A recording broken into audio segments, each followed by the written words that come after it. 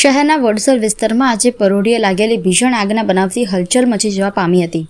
Vadsar bridge નજીક Vaikunthdham society બહાર આવેલી એક મોબાઈલ શોપમાં અચાનક આગ ભભૂકી ઉઠતા ઉપર રહેતા રહેવાસીઓ તેમજ આસપાસના લોકોમાં ગભરાટ ફેલાયો હતો અને લોકોએ જીવ બચાવી તાત્કાલિક ઇમારતમાંથી બહાર નીકળવું પડ્યું હતું।